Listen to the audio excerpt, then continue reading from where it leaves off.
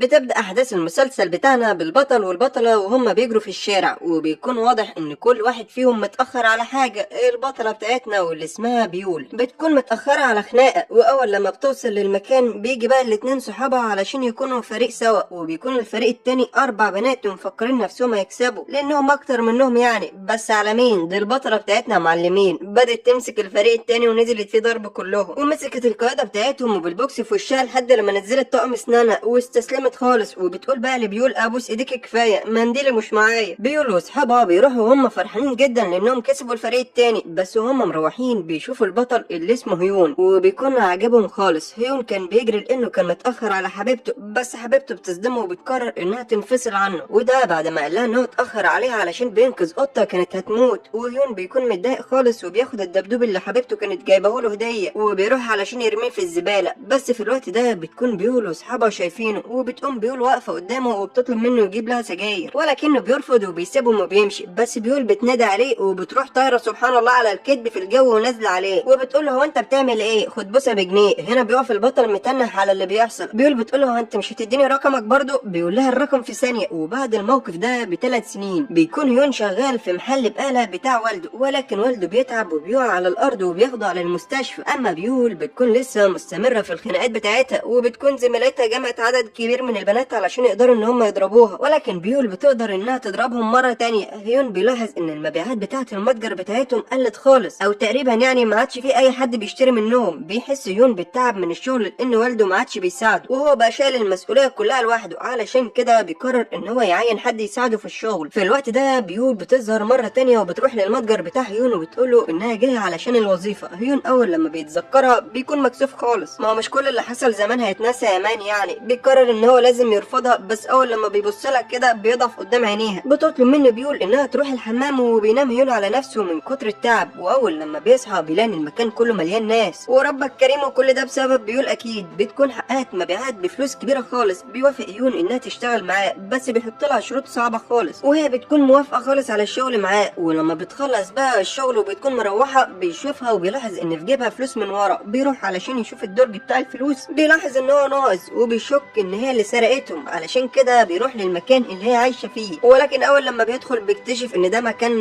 مش كويس خالص. بتيجي الشرطه وبتقبض عليه بالصدفه، فبيبلغ عن بيول انها حراميه. بس هيون اول لما بيرجع بيلاقي ان بيول في المتجر ومظبطه الدرج خالص، والفلوس اللي في الدرج كل حاجه مكانها. بس بعد كده بتيجي واحده من الشرطه وبتفضحه قدام بيول، علشان كده بيول بتزعل وبتمشي وبتقول انا كنت واخده الفلوس لان والدتك هي اللي كانت عايزاها وهي رجعتها تاني. وبتقول عموما انا مش زعلانه، ولو حاولت تيجي ورايا هضربك تاني، ويعتبر الموضوع خلصان. بتسيبه وبتمشي، بس لما بتيجي تاني يوم للشغل بيعتذر لها، فبتقبل اعتذاره بشرط ان هو يشيل الشغل بدلها في المتجر النهارده. وفعلا هو بيعمل كده، وهي بتسيبه وبتلعب على التليفون. بيروح بعد كده هيون علشان يقابل حبيبته، وبتتفق معاه ان هما هيتقابلوا في فندق بالليل. وبيجهز هيون نفسه وبيرش ريحته، فبيقول الغلبانه بتفكر ان هو بيعمل كده علشانها، فبيقول لها ان هو بيعمل كده علشان هيقابل حبيبته. فبتقول له حبيبتك؟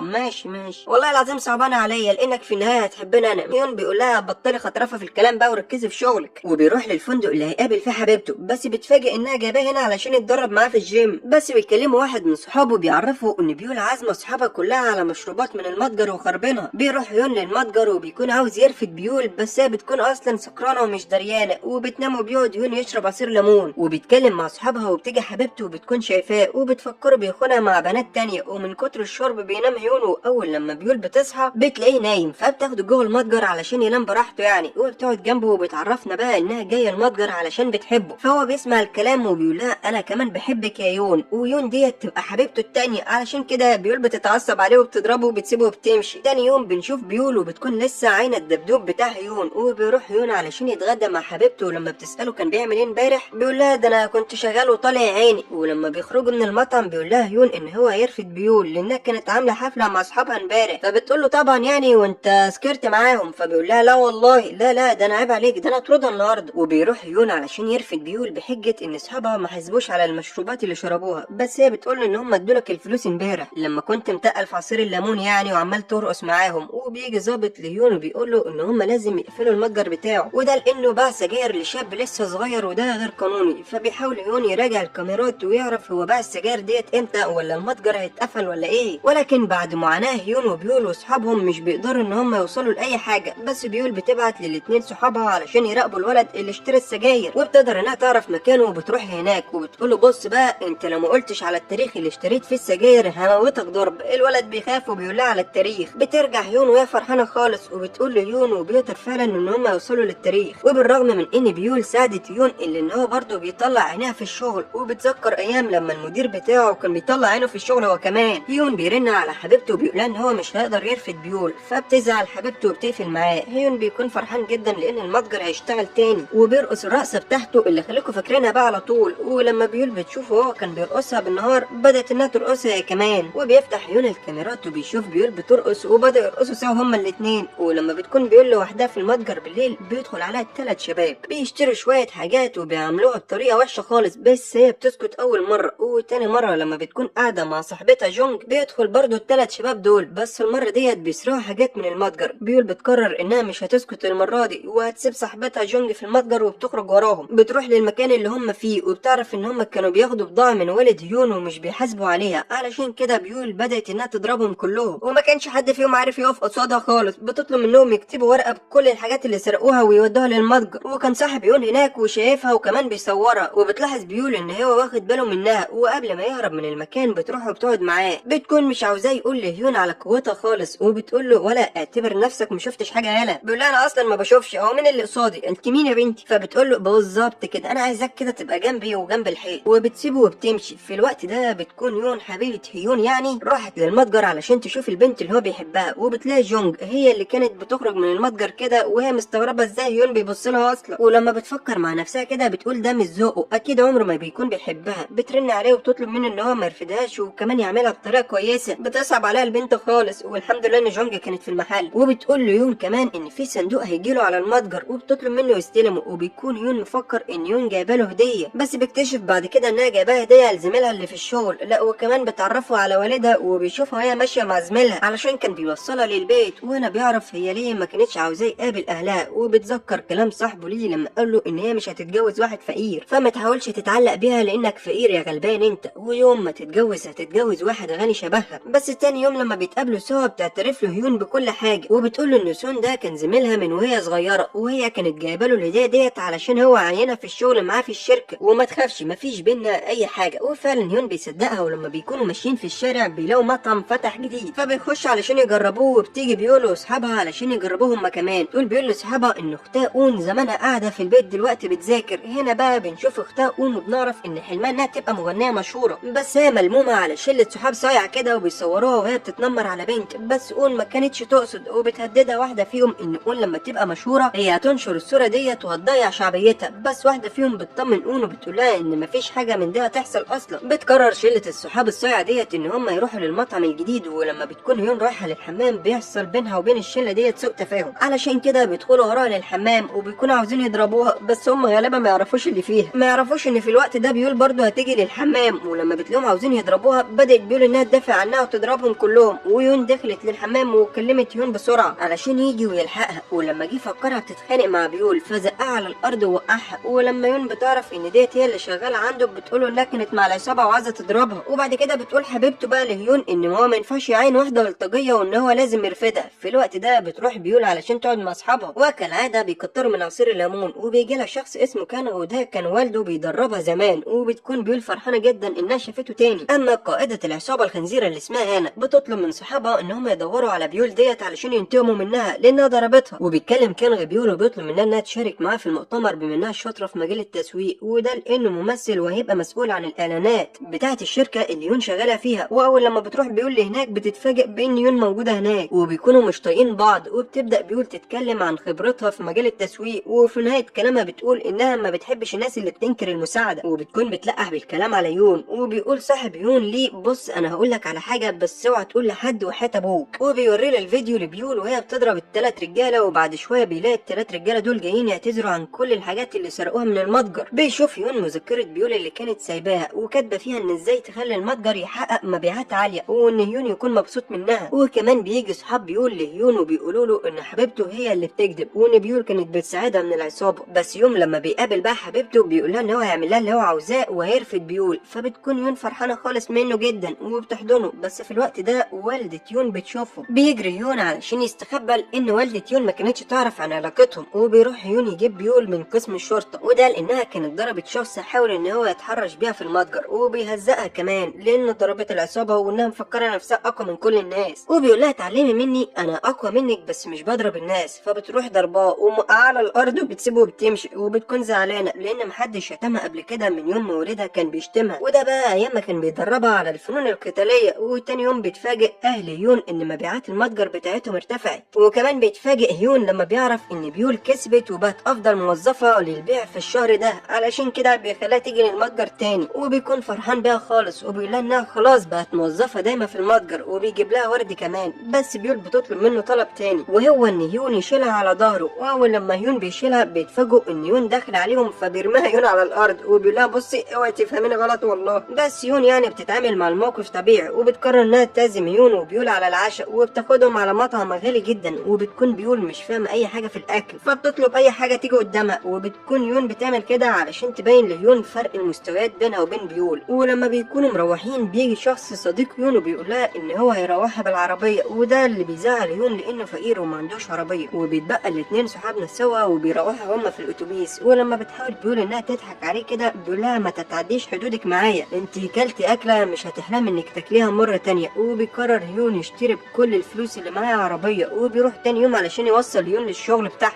وتاني يوم بيجي ناس للمتجر علشان يصوروا بيول لانها فازت، وبيطلبوا من يون ان هو يشيل بيول على ظهره، وبيطمنوه ان الصوره مش هتتنشر. وفعلا يون بيشيلها وبيتصوروا سوا. ولما بيول بتشوف يون بيكلم حبيبته وبتحاول انها تتشتت انتباهه، بتقول له انها عندها اصحاب ممكن تتكلم معاهم زي الممثل المشهور جانج. بس يون بيضحك عليها وبيقول لها انت كدابه، ولو فعلا ده صديقك خليه يقابلني. بتقول انا كدابه؟ طب انا هتصل عليه حالا. وبيول بتتصل عليه بس ما بيردش عليها، وبترن صديقه بيول عليها علشان تقول لها ان اختها ما عادتش بتيجي المدرسه. بتكون اون في الوقت ده بتقدم على مسابقه للغنى، وقدرت انها تجتاز الاختبار الاول، بس بعد ما خلصت اتفاجئت بان بيول اختها جت وفضلت تجري وراها. وطول ما هم بيجروا بقى بتقول لها اون تسيبها تحقق حلمها علشان تبقى مغنيه وتجيب فلوس، بس بيول مش بتسيبها الا لما اون بتدخل المدرسه بتاعتها. وبدات بيول تتذكر ايام لما كانت طفله صغيره ووالدها مات، واخدتهم واحده قريبتهم علشان يعيشوا معاها، وكانت بتزعق لهم لانهم كانوا بياكلوا كتير، لحد لما قررت بيول انها تاخد اختها وتعتمد على نفسها، وبدات انها تشتغل في محل علشان تساعد اختها انها تكمل دراستها. وكان كان في الوقت ده مشغول لانه كان بيمثل فيلم اكشن، بس بعد ما خلص وشاف ان بيول رنت عليه قرر ان هو يلبس احلى طقم عنده ويروح لها علشان يصالحها. واول لما بيروح للمتجر بيكون يون متفاجئ جدا ومش مصدق نفسه، واول لما كان بيشوف بيول شايله حاجات كده بيروح علشان يساعدها، وبيسال يون كان اذا كان يعرف بيول بجد ولا لا. فبتقول له بيول اتفضل يا سيدي اهو صاحبي قدامك اهو، وعايزاك تسيبني بقى مع صاحبي شويه يعني لو مش هضايقك. وبعد شويه بيتفاجئ يون وبيول ان صورتهم سوا اتنشرت جدا على موقع التواصل، فبيخاف يون لا تكون حبيبته شافتها وزعلانه منه، بس هو ما يعرفش ان هي اصلا مش حاطاه في دماغها وخربها مع اصحابها. وبالمناسبه هو كان شغال في الشركه دي قبل ما يشتغل في المتجر. وبيقرر يون ان هو يروح لبيت بيول لانه مش بترد على التليفون، بس بيتفاجئ لما بيلاقيها مع سونج زميلها وكمان بتطلب منه ان هو يشيلها على ظهره، وبتكون مبسوطه خالص، وده اللي بيضايق يون. بتقول بيول كان ان هو لو ما ردش عليها مره تانية فهي هتموته من الضرب،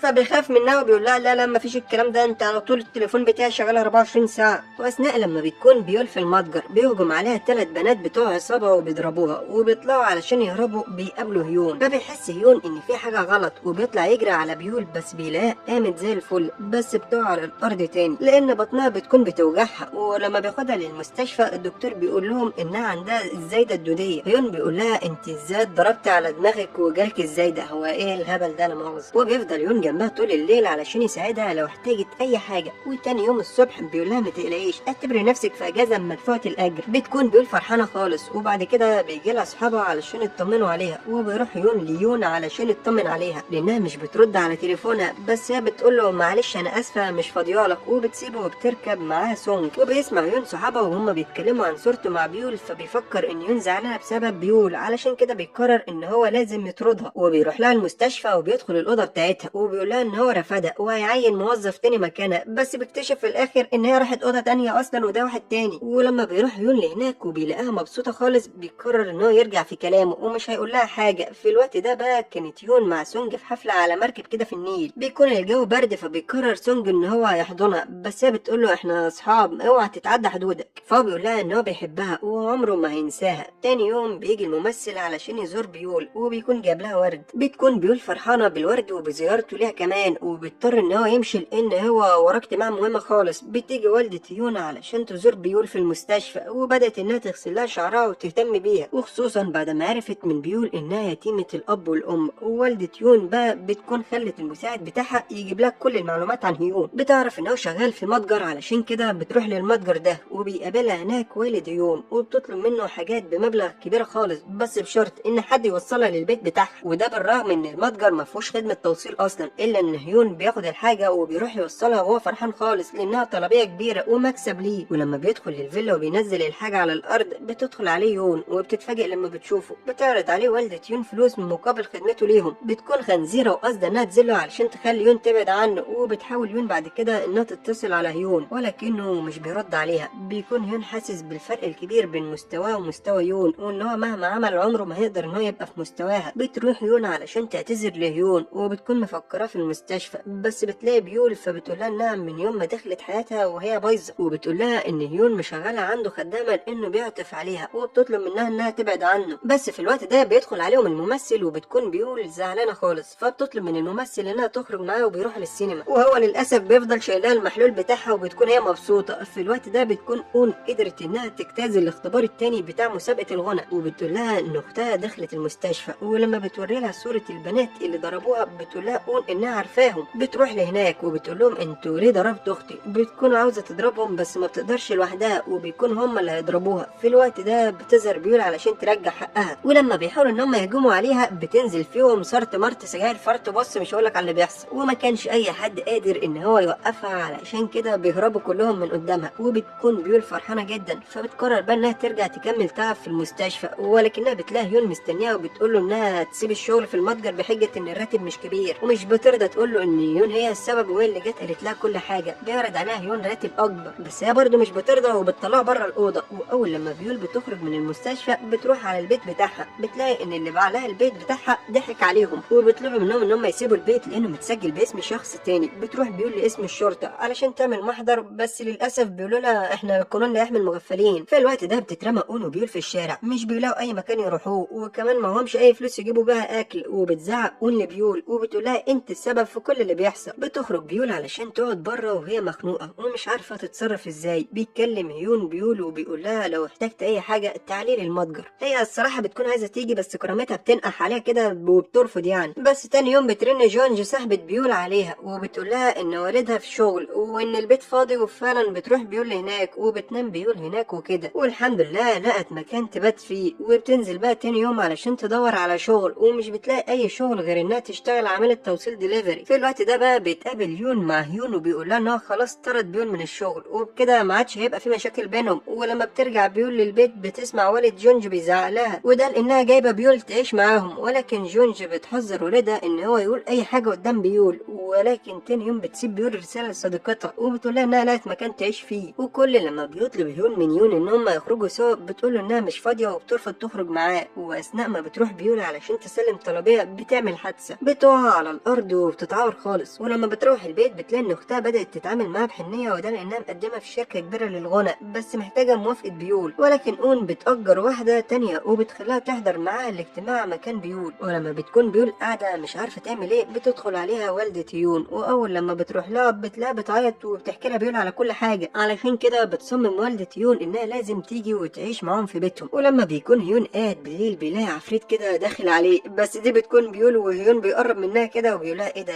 انت بيول لعبه ولا بيول حقيقيه؟ انت مين يا بنتي؟ بيدخل عليهم والدته، وبيكون هيون مش عايز بيول تقعد معاهم ومستغرب ايه اللي جايبها هنا. بس والدته بتقوله لو مش عاجبك اخرج انت من البيت، دي خلاص بقت واحده مننا. وبيكون هيون ما يعرفش ان هي ما عندهاش اي مكان تاني تروحه. وتاني يوم بيول برضه بتتقمص شخصيه العفريت، ومن كتر الصدمه والد هيون بيقع على الارض مغمى عليه. بتقول لنفسها هو كل ده بيحصل عشان عاوز اشرب ميه؟ امال لو كنت عايز اكل بقى. بيرن هيون على يون وبيقول لها ان هو حجز لهم تذاكر لحفله وبيترجاها انها تيجي، وفعلا بتوافق يون انها تروح معاه. وبترن بعد كده بيول على اختها علشان تحاول تعرف مكانها، ولكن اون بترفض تقول لها. وبتروح بعد كده اون علشان تتعرف على 3 بنات تانيين، والمفروض ان هم يبقوا فريق علشان يغنوا سوا. ولما بيكون يون رايح علشان يدخل الحمام بيلاقي بيول في وشه، وبيعمل يون شقلباظات كده في الجو وبيقع على الارض. بيزعق بقى لبيول وبيقول لها انت ايه اللي معادك معانا هنا؟ ما تروحي يا بنتي تقعدي في بيتكم. وبيخرج بعد كده تاني يوم مع يون وبيحضروا المسرحيه سوا. وبيكون هيون مبسوط على عكس يون اللي ما كانتش مركزه معاه. وبعد المسرحيه بيكون هيون محضر ليون مفاجاه، وهي انها تتصور مع مخرج مشهور اسمه ادوارد،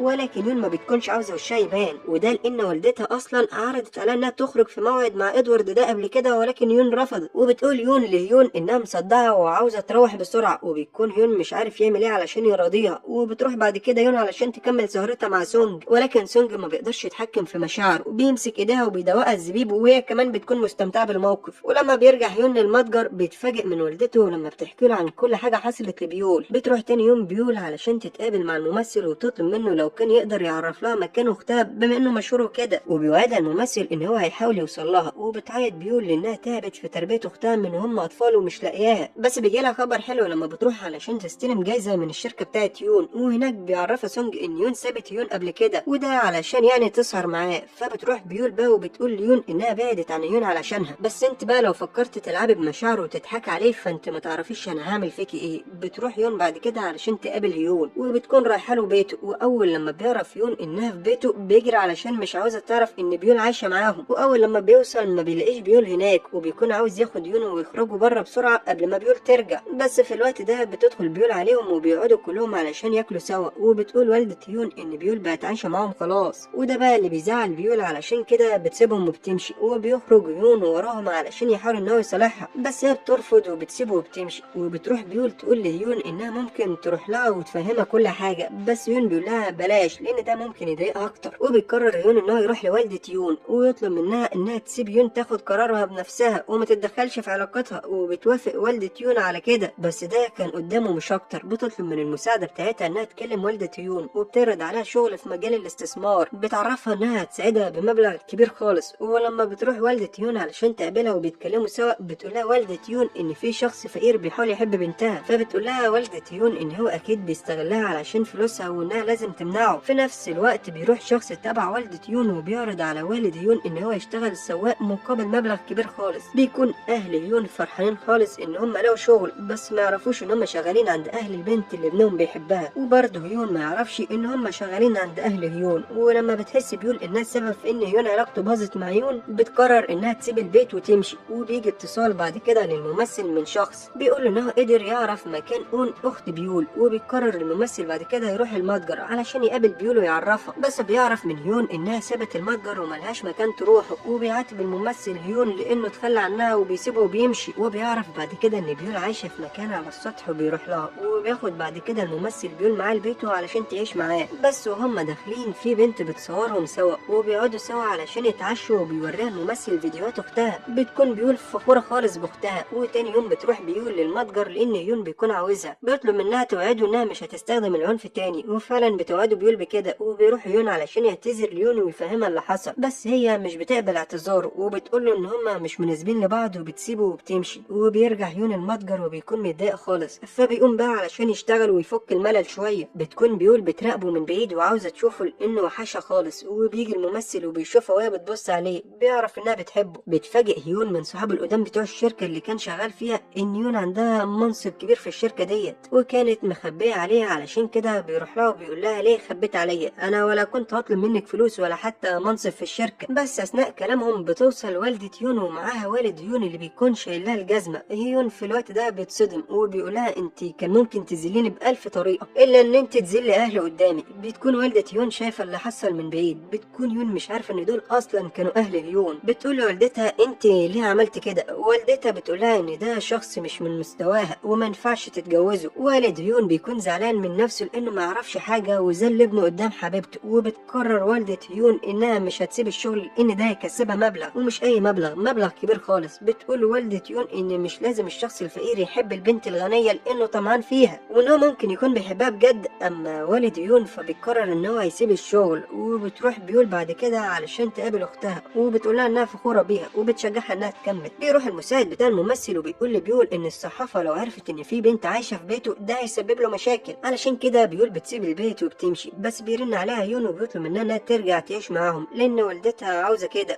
فهي بتصدقه وبتقول له انها جايه اهوت. وبترجع بيول للبيت وبتتسحب كده. بتروح علشان تدخل الاوضه بتاعتها فبتلاقي والده يون في وشها وبتزعلها لانها بتخرج وبترجع براحتها للبيت. وبتقولها يا بنتي احنا عيله محافظه ما ينفعش تقلقين عليكي كده. ده بيخلي بيول بقى تعيط لانها بتحس ان في حد مهتم بيها، وانها رغم اللي هي فيه في ناس ممكن تقدرها وحبها ومستنيه اللحظه اللي تشوفها فيها. بيكون هيون قاعد في نفس المكان اللي كان بيقعد فيه هو ويون زمان، وبيفتكر في الذكريات بتاعتهم. بيفضل قاعد هناك لحد بالليل بيشرب عصير ليمون، بس بيتفاجئ ان بيول ظهرت قدامه. بيكون مفكر نفسه متقل في العصير، وبيقول لها ايه ده، انت بيول حقيقيه ولا بيول لعبه برضه؟ وبيقعدوا سوا هما الاثنين علشان يشربوا عصير ليمون، وبتقول بيول انها معجبه بيه من 10 سنين. وبيقع بعد كده هيون على الارض، وبتاخده بيول بعد كده علشان تروحه، وبيكون نايم. فبتقول له انها حبته من زمان ايام ما كانت بتتدرب على الكاراتيه، وهو ساعتها انقذها لان كان في حاجه هتقع عليها. وبتقول له انت اكيد مش فاكر الموقف ده، بس انا فاكره وقريب خالص هقدر اقول لك كمان. وتاني يوم لما بيصحى هيون بيلاقي مكتوب على وشه انا ملك بيول، وبتكون بيول في الوقت ده في المتجر علشان تنضفه. فبيجي لها الممثل، ولكن بيول بتتعامل معاها بطريقه مش كويسه. وبيجي بعد كده هيون للمتجر، ولما بيعرف الممثل اللي مكتوب على وشه بيزعل وبيمشي. وبيشوف هيون جنب بيول وهم مبسوطين وبيكونوا فرحانين خالص، وبيتمنى ان هو لو كان مكان هيون. في الوقت ده بيعمل هيون مفاجاه لبيول، وان هو بيعينها مديره للمتجر. بتكون بيول مبسوطه من ده خالص. بيسال بقى هيون بيول اذا كانت جت للمتجر ده صدفه ولا لا. وهنا بنعرف ان هي اثناء ما كانت ماشيه مع اصحابها في الشارع شافته للمره الثانيه، وبدا اعجابها بيه يظهر من جديد. علشان كده كانت بتيجي كل يوم علشان تشوفه وهو شغال، لحد لما جه اليوم اللي شافت فيه اللافته وهو بيطلب حد يشتغل هنا. والتاني يوم بيجيب لهم زي موحد علشان يلبسوه كلهم. وبيكون واضح على هيون ان هو وقع في حبها خالص. بيقرر بقى ان هم يتصوروا سوا، بس بتدخل عليهم هيون وبتقول له انها جايه هنا بصفتها مندوب من الشركه علشان يعملوا دعايه للمتجر بتاعهم. فبيقول لها هيون ان هو لازم ياخد راي مديره المتجر الاول بيول، وبعدين هيبقى يرد عليهم. بتخرج هيون وهي متضايقه خالص. بيقول هيون لبيول بقى ان هو قدر ينسى حب ليون اخيرا بسببها. وبيروح الممثل علشان خاطر يقابل اون ويشجعها، وبيقول لها ان هو هيخليها تظهر في اول لقاء تلفزيوني. والتاني يوم بتروح هيون وسونج علشان يصوروا في المتجر بتاع هيون. وبيجي الممثل وبيكون هو المسؤول عن تصوير الاعلان، وبيطلب ان هو يلبس نفس القميص بتاع بيول. ولما بيقف الممثل مع بيول بيعرف منها ان هيون ويون انفصلوا، وبتقول لبيول انها فرحانه خالص لان ده هيديها فرصه انها تقرب من هيون. هنا بقى الممثل بيتاكد انها بتحب هيون. بيروح لهيون وبيطلب منه انه يبعد عن بيول لانه ما بيحبهاش، هو بس بيعمل كده علشان ينسى هيون بيها مش اكتر. الممثل بيقول له انا معجب ببيول ومش هتخلى عنها بسببك. بس بيول بتيجي وبتاخدهم علشان يروحوا يكملوا تصوير. وبالليل لما بيكون هيون مروح بيقابل الممثل، ولما بيعرف ان هو داخل علشان يقعد مع بيول بيرجعوا سوا هما الاثنين علشان يتنافسوا مين هيقعد معاها.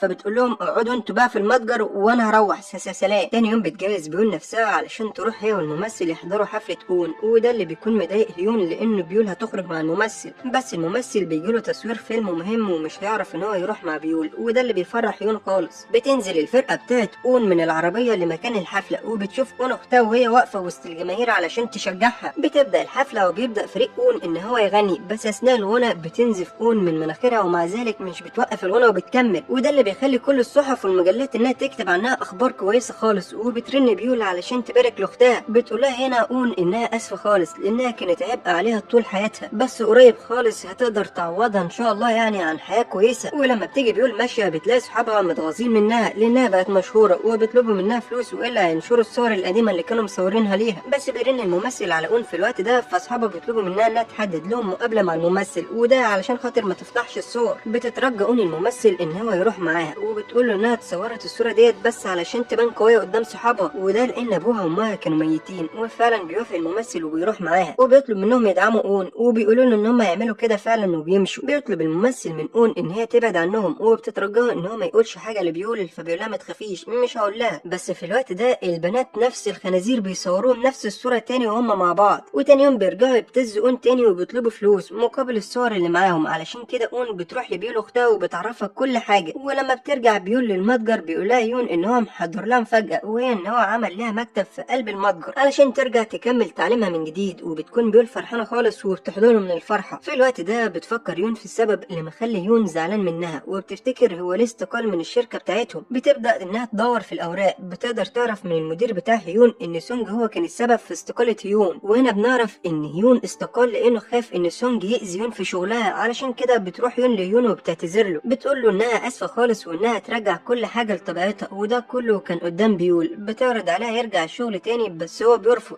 بيسيبها وبيدخل للمتجر. تاني يوم بتروح بيول علشان تشوف البنات دول عايزين ايه، بس هم بيضربوها علشان ينتقموا لان بيول ضربتهم قبل كده، ومش بتقدر تدافع عن نفسها لانها وعدت هيون انها مش مش هتستخدم العنف تاني. بيهددها البنات بقى هنا انها تجيب لهم فلوس والا هينشروا الصوت. بتيجي واحده صاحبه بيول وبتاخدهم على المتجر بتاع هيون، وبيعرف هيون كل حاجه عن البنات دول. بيبدا ان هو يعالج جروح بيول، وبتعيط بيول لانها خايفه على اختها خالص. بتشكر هيون لانه واقف جنبها وكمان خلاها تعيش في بيته. وتاني يوم بتروح هيون علشان تعتذر لهيون مره تانيه، بس هو بيرفض اعتذارها. وبيجي لهيون بعد كده واحده من الشرطه علشان تشوف الكاميرات لان كان في جريمه حصلت جنب المتجر. ولما بتقف بيول معاهم وبيشوفوا البنات التانيين بيفكروها بلغت عنهم، علشان كده بينشروا صور اون وهي بتتنمر على البنت اللي على النت علشان ينتقموا منها. وكمان بينشروا انها كانت على علاقه بالممثل. بس في صحفيه تانيه كانت صورت الممثل مع بيول ونشرت صورهم وقالت ان هم في علاقه سوا. ولما بيلاقوا البنات الفيديو القديم لبيول وهي بتضربهم بينشروها كمان. بيروح هيون لبيول اللي بتكون بتعيط وبيقولها ما تخافيش وانا هفضل جنبك. بيول في الوقت ده ما كانش قدامها حل غير انها بتروح للبنات دول، بتمسكهم وبتضربهم لانها بتكون متضايقه منهم، وبتاخد التليفون منهم كمان. وبتروح بعد كده تديه للصحفيه بتقولها ان التليفون ده عليه براءتها ويا ريت تنشره. يعني التليفون بيكون عليه الفيديو اللي بيوضح ان اون ما كانش قصدها تتنمر على البنات. بيروح الممثل علشان يقابل الصحفيه ويوضح علاقته ببيول، وهي ان والد بيول كان ساعده زمان، علشان كده هو بيرد له الجميل وبيهتم باولاده اللي هم بيول واون يعني. ولما بتنشر الصحفيه كل الكلام ده وبتشوفه اون بتشكر اختها جدا على اللي عملته علشانها. في الوقت ده بيقرر يون انه يرجع للشركه تاني، وبيستقبلوا كل اصحابه وبيرحبوا بيه. وبيروح للممثل علشان يقول لبيول ان هو مسافر، وده علشان خاطر هيشتغل بره بقى. وبتطلب منه ان هو يركز في شغله وبتشكره على كل اللي عمله معاها. ولكنه اثناء ما بيكون ماشي بتنادي عليه بيول وبتجري عليه وبتحضنه وبتقول له ان هو كان احسن صديق ليها. وبالعكس هو ما كانش متضايق، تقبل فكره اخيرا بانها صديقه ليه مقربه وخلاص. بتقول يون بقى لهيون ان المتجر بتاعه هيحتاج حد تاني يديره معاه كمساعده لهيون يعني. وبيوافق هيون على كده، وبتطلب يون من الشخص اللي هيدير المتجر ده ان هو يزهق بيول في الشغل علشان تبعد عن هيون يعني. بس في الوقت ده بيكون هيون محضر مفاجاه لبيول اصلا، وجايب لها ورد وبيعترف لها بحبه وبيطلب منها انها تبقى حبيبته. بس بيول بتقول له انها ترد عليه بعدين يعني لان الفتره الجايه عليها امتحانات. تاني يوم بقى بتروح يون لوالده هيون في المتجر علشان تقعد معاها، وبتحاول انها تقرب منها وتاخد مكان بيول. وبتكون جايبه لها هدايا بمبالغ كبيره خالص. وفي المتجر بقى بيكون المدير مزهق بيول في الشغل وبيخليها تشيل كل الشغل لوحدها وترتب المتجر كله من جديد. بالليل بتطلب والده هيون منه ان هو يتجوز يون، وبتقول له ان هم خلاص عرفوا قيمتنا وان هو لو اتجوزها هيبعد عن الفقر طول حياته. بتكون بيول سامعاهم هنا وزعلانه خالص. بس هيون هنا بيفاجئ بيول بقى بانه بيقول لوالدته ايه لو عجبك اتجوزيها انت والنبي سيبيني في حالي. بس في الوقت ده بيول حست ان ما عادش لها مكان في البيت ده وان دول مش اهلها، علشان كده كتبت رساله قالت فيها لهيون انها هتسيب البيت ومشت وما قدرش بعد كده ان هو يوصل لها. بيفضل عايش على الذكريات بعدها وما عادش قادر ينساها. بيول بقى بتكون راحت علشان تشتغل في مزرعه، بس بالليل لما لقت ولدين بيحاولوا يضربوا ابن صاحب المزرعه راحت علشان تدافع عنه ومسكتهم وضربتهم. وبيرن بعد كده صاحب هيون عليه وبيقول له ان بيول شغاله في المزرعه بتاعت والدي، علشان كده بقى بياخد هيون بعده وبيروح على هناك جري. بس لما بيكون هناك بيجي اخوات الولدين اللي بيول ضربتهم دول، فبيقول لهم هيون بص بقى انا عارف الموضوع وعارف ان انت طيبه، بس لو قدرت تختاري رقم واحد فانا بصي هقلب شرير واكسر عظم وشهم، ولو اخترت رقم اتنين فانا هبقى طيب. فبتختار رقم واحد فبيبقى طيب خالص، الطيب جدا طيب قوي. يخرب بيت الطيابه يا اخي، ما عدتش تبقى طيب حرام عليك قلبنا هيوجعنا عليك. علشان كده بيول بتتدخل في الوقت ده وبتضربهم هي وبترجع حق ابننا الطيب يعني. وبيطلعوا جري كلهم. بتروح بقى تصحي هيون وبتقول له قوم يلا يا عم دول هربوا منك علشان كنت طيب خالص معاهم وكانوا خايفين. وبيقول هيون بقى لبيول ان هو مستناها ترجع لشغلها في المتجر وان هو عارف انها اكيد هترجع، وبيسيبها وبيمشي. بيروح بعد كده هيون للشركه وبيقول ليون ان هو هيستقيل وهيرجع يشتغل تاني في المتجر بتاعه. وبتطلب منه يون ان هو يديها فرصه تانيه بس هو بيرفض. علشان كده بدات حاله يون انها تسوق وبدات انها تشرب عصير ليمون كتير. فبتقرر والده يون تروح لوالده هيون، بتعرض عليها مبلغ كبير مقابل انها تقنع ابنها يرجع لبنتها تاني. بس هنا والده هيون بتزعلها، بتقولها ان مش كل الناس بتشتري بالفلوس. تعرف بيقول ان هيون ساب الشغل في الشركه. هنا بتفرح خالص، علشان كده بترجع للمتجر وبتلاقي لوحه مكتوب عليها مطلوب موظفه اسمها بيول. علشان كده بتدخل على هيون وبتقول له ايه ده انت هيون حقيقي ولا هيون لعبه؟ وبعد كده بتقول بيول لهيون انها خلاص هتجاوب على السؤال اللي هو ساله. بتقول له انها موافقه انها تتجوزه. بتيجي بقى اللحظه اللي كلنا مستنيينها. لا يا صديقي والله مش هتحصل ما تخافش، احنا الابطال بتوعنا محترمين يعني. الصح بحب اقول لك انك لو وصلت لحد هنا فانت راجل تمام قوي. عاش كمل بقى للاخر واعمل لايك واشترك في النهايه. سلام.